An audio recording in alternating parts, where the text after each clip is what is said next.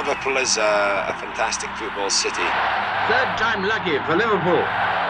Liverpool have won the European Cup. Liverpool win it with a golden goal. It's a red night in Istanbul. Turkey, Istanbul, May 25th, 2005. A date etched into the hearts, minds and flesh of Liverpool fans across the globe. The might of Milan roaring into a 3-goal lead, only for Rafa's gang of rambunctious red renegades to bust Silvio Berlusconi's bubble and bring home a long-awaited 5th European Cup to Anfield. In the thick of the action from minute one, Jamie Carragher, the Bootle boy who put his body on the line time and again to see the Reds through. But whilst that night would grow into the folklore of the city and cemented Jamie Carragher as a global star, the foundations for his success would be laid 8 years earlier and some 3,500 miles away. I'm Jamie Carragher and this is my Liverpool debut.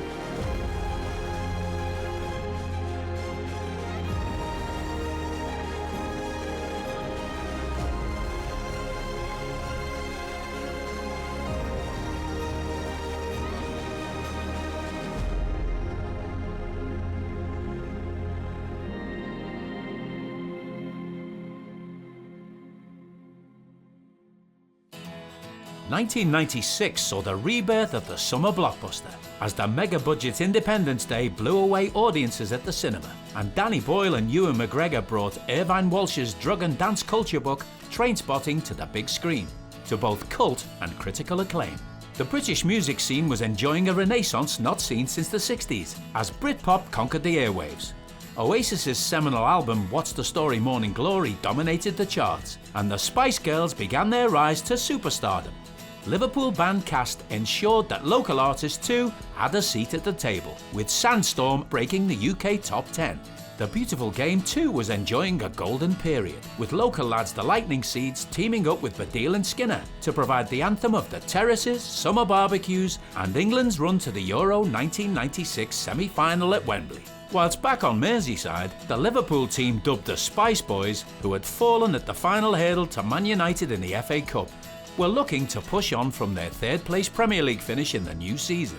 Ready in the wings for Roy Evans' Reds were a new crop of talent, including an 18-year-old Jamie Carragher, a boyhood blue who had risen through the club's academy. I joined Liverpool as a 9-year-old kid who was a centre-forward for Bootle-born at the time, and I'll never forget when I got the call from the manager of Bootle-born, who was a school teacher at the time. He came in after training. We used to train on a Friday night and play Saturday mornings, and after a training session on the Friday, he told 4 of us, it was myself, John Stannard, Paul Joyce and Stephen Gould, that the Liverpool scout, who was Harry Hodge at the time, had asked us to go up and start training for Liverpool. That's when my first connection with Liverpool started. The young Carragher worked his way up the age groups at the Liverpool Academy, with a band of talented youngsters all looking for their big break. So then I joined Liverpool, and it was evident early on the sort of 2 or 3 best players in my age group were myself, David Thompson and Jamie Cassidy. And David Thompson went on to have a good career. It didn't quite happen for Jamie Cassidy, but we all played for England at youth level and different levels. And what we used to do, the 3 of us, was more often than not we'd play up a year, which was a big thing as a kid. Certainly at the quality of at Liverpool as the club, so the year above us, and no one really went on to do anything in terms of first team really, but it was a really great start for us to really challenge ourselves rather than just playing our own age group. With Robbie Fowler and Steve McManaman already taking the league by storm, eyes were firmly fixed on Liverpool's line of progression and who would be the next starlet to make it into the first team.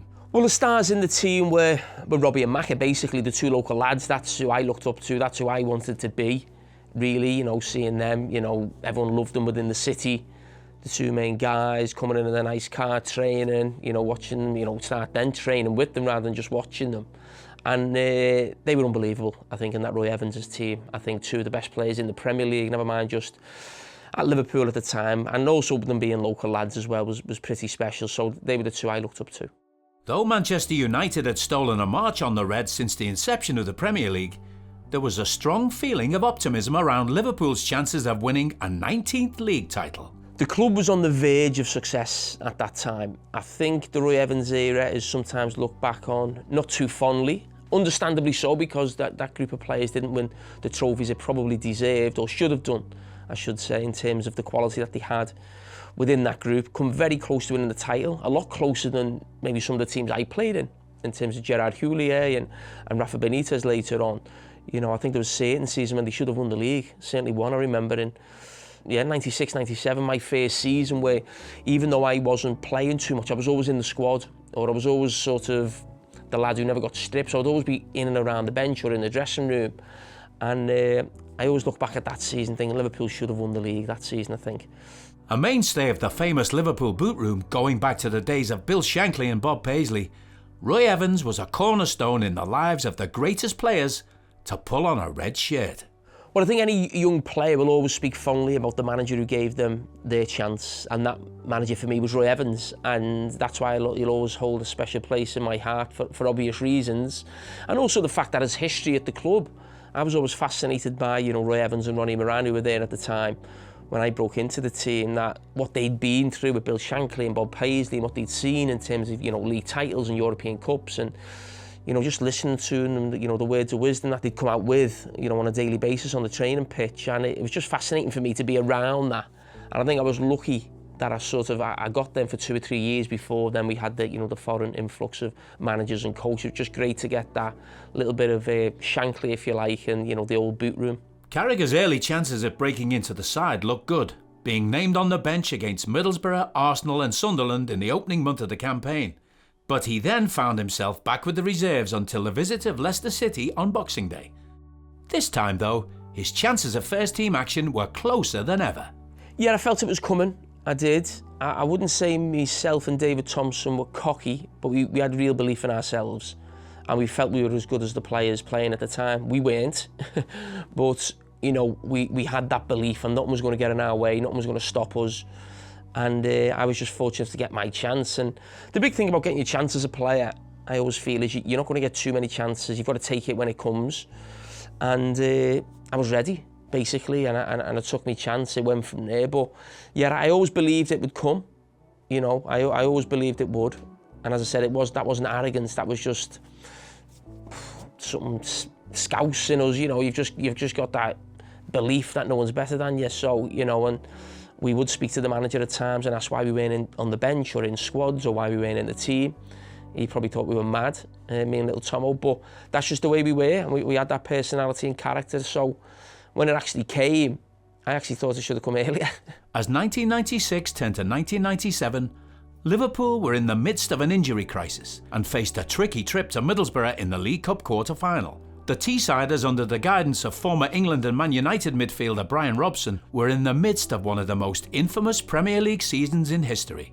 The team that contained Juninho, Emerson and the prolific White Feather Fabrizio Rabanelli would go on to reach both domestic cup finals, but also get relegated from the Premier League. Carragher's focus, though, was less on the opponent and more on grasping any chance that came his way. To be honest, as a kid, you just feel it. You don't care who you're playing against. You know, you're up for it. You know, no one's going to stop you. No one's getting in your way. And as I said, I just remember the coach home. We got beat. We went out. But every young kid thinks the same. You don't really care that the club have gone out. You're not thinking about the club. You're thinking about yourself. And you're just thinking, right, I've made my debut. I've done that. It's like, what's next? You know, that's the next thing you want to do, because all you do as a young kid really is think about yourself. With a first appearance under his belt, a new world began to open up for the young Scouser, and his first taste not just of first team action, but of the fame that accompanied it. I loved it.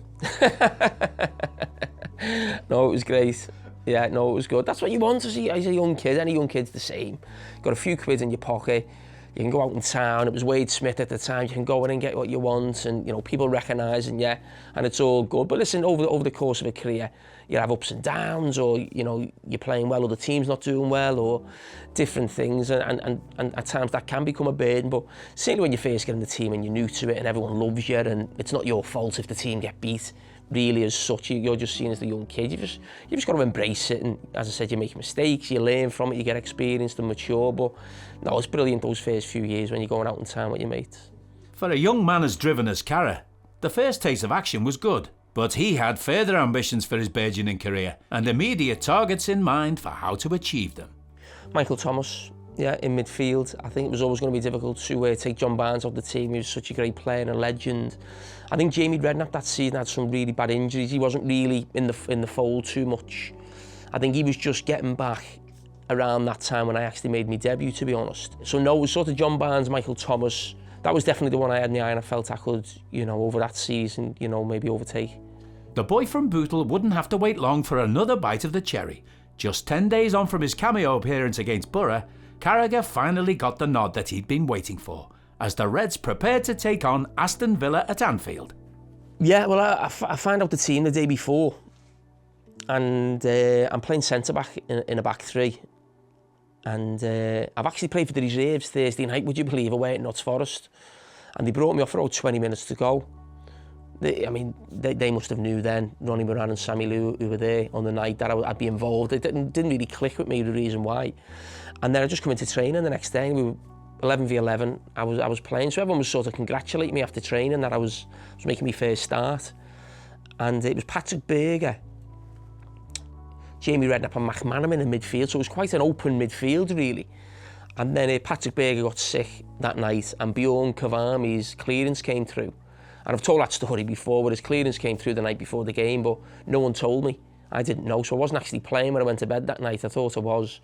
It was only waking up in the morning. Patrick Berger had gone down ill, so if he hadn't gone ill, I wouldn't have played. So there's sometimes when people say you need a little bit of luck, you do, and that is my bit of luck, but you've still got to then take your chance. And yeah, just excited, couldn't wait to play. I was playing alongside Jamie Redknapp, so he must have just come back as well. So there was a few suspensions and injuries. And I wasn't nervous, no. And my dad was very nervous. I remember seeing him before the game. He was quite nervous. But no, I just wanted to play. I was, couldn't wait to get going. A 3 p.m. kick-off at Anfield loomed, with the youngster drafted into the midfield. A bubbling, bustling atmosphere grew around the famous old ground as kick-off approached. I mean, I probably didn't appreciate it at the time. As I got older, that thing of touching the sign and, coming out and, that come years later and really taking it all in. As a young kid, I just walked out like I'm going to play a game of footy. I don't ever remember being nervous. It was more excited. I couldn't wait to play and felt I should have been playing a little bit earlier. That's probably not right either, but that was just my mentality. And it wasn't a case of, who am I playing against, or, what happens if my first pass doesn't go well or I get booked after 20 seconds. It wasn't nothing like that. Villa were a really good team. At that time, Villa were always in the top four then, under Brian Little. Had a really good side, played a similar system to Liverpool 3 at the back, so it was tough opposition. It was on that day, but no, there was no fear at all, no. Pumped up and eager to impress, Carragher very nearly spent his full debut back in the changing rooms, after a characteristically full-blooded start to the game. I mean, it was 20 seconds in, whether it was just, I said I didn't feel nervous, or you just have that tension where you wanted... I hadn't touched the ball, or I just wanted to do something, and you just go fly. You see something there, and your natural reaction just go flying in. And probably would have been close to being a red card now, that I would imagine, that tackle. Andy Townsend, thankfully it was him, and it was in a British player that, he jumped right up rather than a foreign player. Might have been a little bit more of a problem, but no, Ronnie Moran said to me at half-time, actually, he said that will have calmed you down. That was a good thing to have happened. Now, I don't know if that was a psychological thing he was saying just for the second half or what, but it probably did calm me down a little bit and to take it easy in terms of, going into any more challenges. 5 minutes into the second half, Stig Inge Bjornaby whipped in a corner from the left cop end, and Carragher found space to connect with a header towards the front post. Yeah, and again, you think about a piece of luck. I was possibly only in the box because I was in midfield. Maybe if I was at the back, I'd have been, at the back on the halfway line. But I think it was I don't know if it was Gareth Southgate or Ricardo Schumacher, who went on to be a teammate of mine in the England under-21s, who was marking. But I always make the joke that he didn't have a clue who I was, really, and no one knew I was picking up. But I think Gareth Southgate's in the vicinity anyway when I headed in, so I just do a little bit of a movement and then I'm just sort of free in the on the 6-yard box. It never happened again. I was never had that much space again in the next 734 or 35 games, but it was not a bad little header actually, and mad celebration running away, crazy. And I always just remember the roar. A dream full debut for any player, let alone a young Scouser. No, I always remember doing an interview for Match of the Day and trying to be humble. And I said, you know, I won't be in the team next week because I think a couple of the players were back the following week and I didn't want to look, you know, big-headed and nothing like that. And in some ways, I'm glad that is me. I don't like to, I'm never the type of person to blow my own trumpet, but I'm sort of, I think if I'd have watched an 18-year-old kid be interviewed like that, I'd have thought, yeah, I'd rather that than be the other way.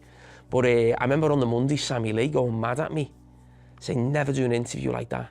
You know what I mean? He was saying, don't make it easy for, you know, the manager to leave you out. You've made it easy for him to leave you out now. Now, he was always going to leave me out. He wasn't going to leave me in the team because I'd had one good game and, you know, Barnes, Redknapp and Thomas were there. But that was something that always stuck in my head, that Sammy Lee said, never give anyone, you know, an easy opportunity to leave you out the team. So that was the only thing I can remember. Words, really, after the game. I went to Paradox that night and I always remember being on the dance floor and just closing my eyes. I could just hear that roar. Just that noise, and that must be the buzz that goal scorers just get, you know, all the time, and that buzz of scoring a goal, which I unfortunately never had too often after. Despite a debut that could barely have been scripted better, Jamie Carragher would find his chances for the rest of the season limited, making just one more sub-appearance. The week after, we played Chelsea in the FA Cup. Now, the other players were back, so I was on the bench, which was fine.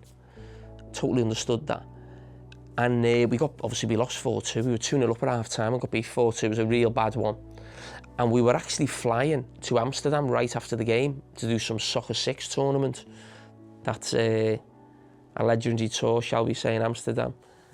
And I always remember John Barnes saying to me, we should have brought you on, or 2-1, and stiffen the midfield up. And that for me was like, wow, John Barnes thinks I should have come on. But I was happy being on the bench. And I think there was only 3 subs because it was the FA Cup. And then the following week we played away at Derby at the baseball ground. And there was 5 subs and I wasn't on the bench. And that was like a bit of a, oh. And I always remember that game, whatever's happened, my dad didn't get in or the tickets had been robbed or something had happened. And I got called to go outside the ground after the game had just kicked off. And I see my dad and I'm trying to get him in, but I'm in me tracksuit. And he's like, what are you? I said, I'm not on the bench. So he was like, what? So that's when the swearing started.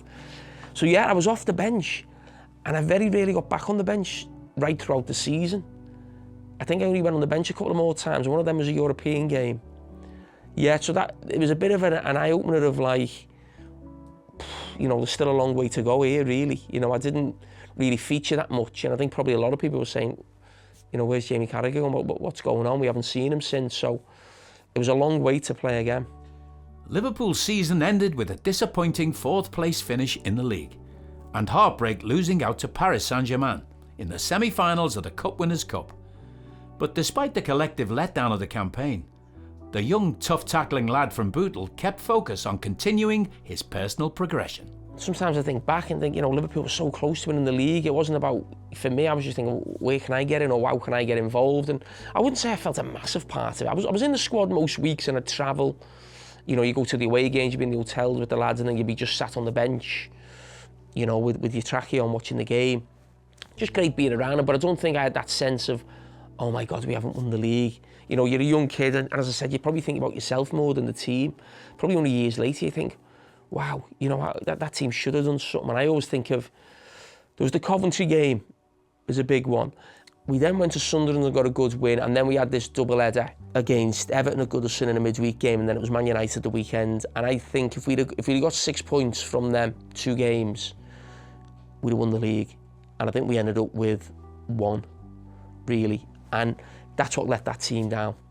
Whenever it come to the big moments to deliver, it just couldn't get over the line. And that was the big difference with the teams I played on later on, with Gerard Houllier and Rafa. We won big games a lot of the time. Now, we didn't win the league, but we'd win big cup games, or we'd win a big game against United, or Everton, Derby games, we did quite well. And that was the big difference between that team. That team just didn't have that steel to get across the line, and probably had better quality than some of the teams I played in, maybe more exciting to watch, but didn't win what it should have won, really. A local legend was born. Jamie Carragher would go on to make 737 appearances for the Reds, across midfield, fullback and centre-back. Despite the early promise, his goal-scoring exploits never quite hit the heights, with his debut goal being one of just 5 senior goals for the club. Next time on My Liverpool Debut, the future King of Kirby charts his path to the captain's armband.